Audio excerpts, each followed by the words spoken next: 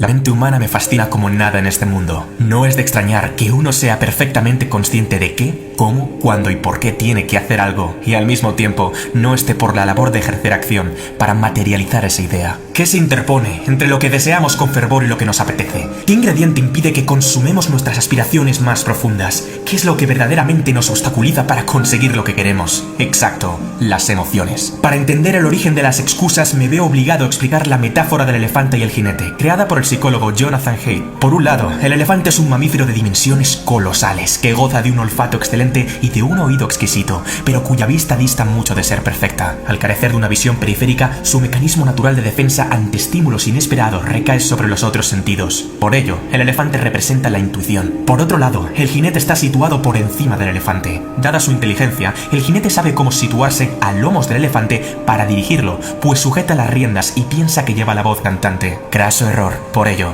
el jinete representa la razón. Cuando el elefante y el jinete miran para el mismo lado, caminan en direcciones iguales y buscan objetivos comunes, no habrá conflicto alguno. El problema surge cuando las necesidades de ambos son diferentes, de tal modo que cada cual tira para su lado en pos de satisfacer sus propias necesidades. El elefante es grande, fuerte e impulsivo. El jinete, por su parte, es astuto, más pequeño y débil en comparación. Así pues, el control del buen hombre es poco menos que un aciago espejismo, pues no deja de ser precario e incierto en comparación al animal. Si el gigantesco elefante se rebela contra su dueño y quiere tomar otra dirección, es bastante probable que lo consiga. Es la lucha eterna de todos nosotros, la razón contra la emoción, pero aún no hemos llegado a la peor parte. ¿Quieres saber la triste verdad del asunto? Primero sentimos, después razonamos. Y cuando la emoción es tan poderosa que el individuo se ve sobrecargado por un mar de sentimientos aflictivos y sensaciones desgarradoras, recurre a la razón para excusar la decisión que las emociones ya han tomado desde hace un buen rato.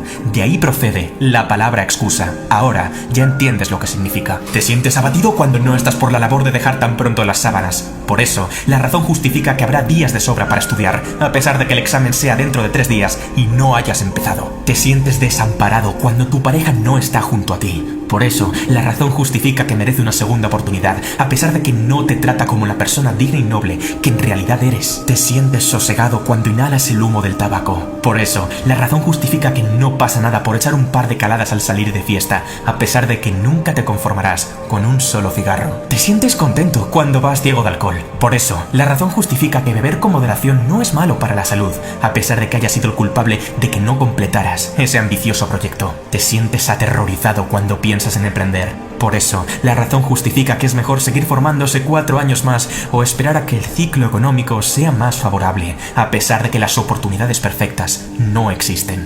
No te enfades conmigo, simplemente soy el mensajero. ¿Estabas pensando en bajar a la caja de comentarios para convencerme de por qué tu excusa sí es válida? No te preocupes, yo me la creo, yo te la compro, aunque he de advertirte que dicha autoconvicción jamás te ayudará a tomar acción, sino a reforzar un comportamiento sumiso y derrotista. Nada cambiará. No te culpo, pues no es más que el funcionamiento puro y duro del cerebro. Yo también lo hago, soy humano y me pongo excusas. ¿Pensabas que era un perfecto semidios esculpido por el mismísimo Zeus? La cuestión está en si en la baraja de alegatos y pretextos desvía la trayectoria del elefante ligeramente, o en si la bestia se apodera del sentido y dirección del camino, al tener arriba un jinete amansado y demolido. ¿En qué quedamos, caballero? ¿Va usted a ir de paseo o de rodeo? Saber qué tienes que hacer no importa tanto como pensaste en un principio. Más bien, el juego va a detener las agallas de hacerlo. Lo último, abre las compuertas del cambio, la mejora y el aprendizaje mediante un autochantaje que emana del propio sentido de urgencia del Homo sapiens. Y al revés, aunque saber lo que uno tiene que hacer podría ser de gran ayuda en una mente ya de por sí resiliente y decidida, la ciencia y la probabilidad demuestran que las garantías de que el plan cobre vida de forma sostenida brillan por ser escasas. Todos sabemos que el alcohol mata, pero la mayoría nunca le falta su cervecita diaria. Todos sabemos que el dulce mata, pero la mayoría no detiene los atracones de azúcar. Todos sabemos que la velocidad mata, pero la mayoría supera el límite permitido en carretera al sobrepasar un radar. No es el hecho de que uno sea consciente o no de un peligro lo que le aleja de él. No es el hecho de que uno sea consciente o no de una meta lo que le acerca a ella. Es una condición necesaria, pero no suficiente. ¿Cuál es el secreto que te permitirá revertir el proceso de autodestrucción? Lo sabrás a continuación. Existe una explicación psicológica detrás de este fenómeno. Venga, piensa un poquito. ¿Recuerdas lo que te he dicho al principio del vídeo? ¿Qué es lo que verdaderamente nos obstaculiza para conseguir lo que queremos? Exacto, las emociones. Todavía no. Escucha el siguiente ejemplo. Imagina que vas caminando tranquilamente por la montaña y tu cuerpo empieza a sentir escalofríos al percatarse de que hay algo que parece ser una serpiente. Unos instantes después de sentir tal miedo e inseguridad, la cognición dice: es un palo, lo que ocasiona un cambio repentino y automático en la sensación. El jinete ha corregido el movimiento visceral y preconsciente del elefante, pues ha recurrido al pensamiento para alterar la sensación primigenia de sobresalto y dar una respuesta distinta a la inicial. Esto es, al pensar que es un palo, el razonamiento crea curiosidad y tranquilidad, dando lugar a que el miedo desaparezca por completo. ¿Cómo reacciona el ser humano ante un estímulo externo? El cerebro activa en los 200 primeros milisegundos tanto el cerebro reptiliano como el sistema límbico, mediante una serie de neurotransmisores que dan lugar a la composición global de nuestra forma de procesar. El cerebro de reptil sabe muy bien cómo activar el instinto de supervivencia, pero todavía no se ha enterado de que ya no vivimos rodeados de tiburones monstruo, leones cavernarios y tigres dientes de sable. El sistema límbico provoca la emoción que sentimos, pero está muy lejos de tomar las mejores decisiones en lo que a relaciones humanas contemporáneas respecta. ¿Y qué sucede entonces? Se han examinado dos tipos de cerebro cuya reacción es totalmente diferente. Sin embargo, ambas reacciones pueden tomar partida en una misma persona al tener que afrontar diferentes compromisos o simplemente al abordar múltiples desafíos que le permitan crecer y madurar como persona. Por un lado, el cerebro tipo 1 consigue activar a los 800 milisegundos una tercera área denominada neocórtex, responsable del pensamiento avanzado, la razón, el habla, la planificación, etc. La corteza prefrontal es capaz de iniciar la cognición para modificar el pensamiento acerca del estímulo externo. Si lo que estoy viendo fuera una serpiente, se movería y emitiría un sonido diferente. Pero cuidado, no es dicho razonamiento lo que fulmina la emoción anterior, sino lo que crea otra emoción distinta que se adapta mejor a la coyuntura. Antes estaba asustado y ahora estoy relajado o curioso. Por otro lado, el cerebro tipo 2 ha de aguantar un auténtico tsunami emocional, de tal manera que el sujeto es completamente incapaz de activar la cognición y resolver el problema, tal y como hizo el cerebro tipo 1. Este fenómeno es básicamente lo que explica el fracaso escolar, el exceso de velocidad o la obesidad mórbida. Por último, cuando los impulsos intuitivos deciden cómo actuar, el neocórtex interviene posteriormente para justificar por qué dicha decisión es la correcta. El sistema límbico ha ganado la partida. ¿Significa esto que dichas personas no tienen ninguna posibilidad para gestionar las emociones conflictivas? En absoluto. Pero encender un sistema cortical inactivo y sedentario requiere una buena estrategia. Deberán reunir un esfuerzo sublime para actuar y romper el patrón preestablecido, a pesar de que la intensidad emocional se incremente cada vez más. ¿Tienes miedo de saltar de un trampolín a 10 metros de altura? No pienses, salta. ¿Tienes estrés porque el temario del examen es demasiado largo? No pienses, estudia. ¿Tienes tristeza cuando tu quinto proyecto ha fracasado?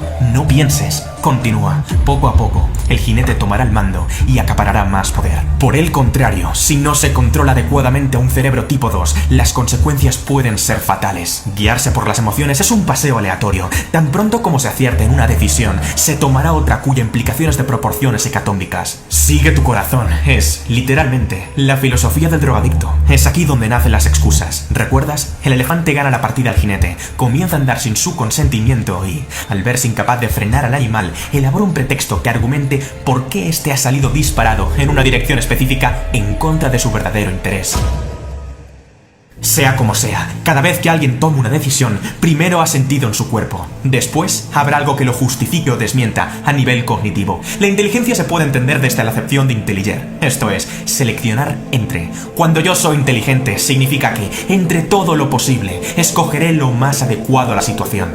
La inteligencia emocional implica que el individuo elija la emoción más apropiada para el estímulo externo, entre todas las que se encuentren a su disposición. La emoción decide y la razón justifica. Dicho de otro modo, todas las decisiones son emotivas y después la razón explica la emoción que se experimenta en un principio o la transforma en otra que consigue despancarla, pero es lo que uno siente lo que determinará el rumbo de la trayectoria. Si estás en cólera, el mundo se ve distinto a si estás en templanza. Si estás en miedo, el mundo se ve distinto a si estás en seguridad. Si estás en letargo, el mundo se ve distinto a si estás en júbilo. El pensamiento es un buen evaluador, pero no un buen gestor. La gestión tiene que producirse de emoción a emoción. El trabajo de saber lo que hay que hacer corresponde a la corteza prefrontal, pero ser capaz de hacerlo tiene que ver con la inteligencia emocional. Es decir, si el sistema operativo que se utiliza es el cerebro tipo 1 o el cerebro tipo 2. ¿Comprendes ahora por qué tanta gente se refugia en las excusas? ¿Entiendes ahora por qué saber lo que hay que hacer no basta? No todo el mundo ha aprendido a seleccionar sabiamente. No todo el mundo sabe gestionar sus emociones, y no es raro. Nadie nos ha enseñado a hacerlo. El factor que aniquila la existencia de miles de individuos es precisamente la kriptonita de su cambio. El problema es que una gran parte de las personas, al no entender las emociones más conflictivas, se asustan y prefieren fundamentar el dominio que éstas ejercen sobre su voluntad mediante justificaciones elaboradas por la razón. Es que no tengo tiempo para ir al gimnasio, dijo Juan mientras buscaba olvidarse de su tristeza, consumiendo porquería televisiva. Es que mi jefe tiene que subirme el sueldo, dijo Laura tras calmar su ansiedad, comprándose 3 pares de zapatos carísimos. Es que las editoriales no me publicarían el libro, dijo Esteban para justificar el miedo a lo que el lector pueda pensar de él. Es que, mira, te digo una cosa, quizás a ti te puedas engañar, pero a mí, bueno, qué narices, sí, podrías embaucarme, ¿y luego qué?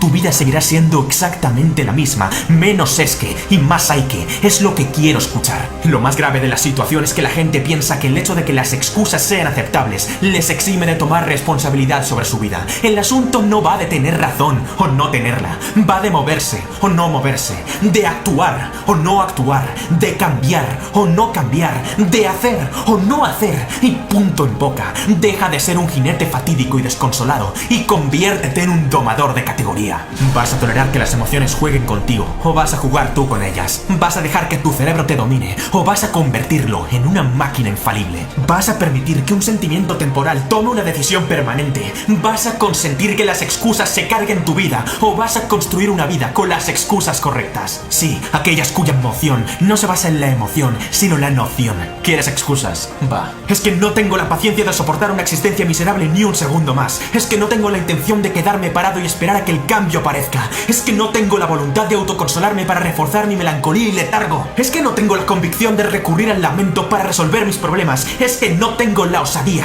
de autorizar de nuevo un comportamiento de perdedor.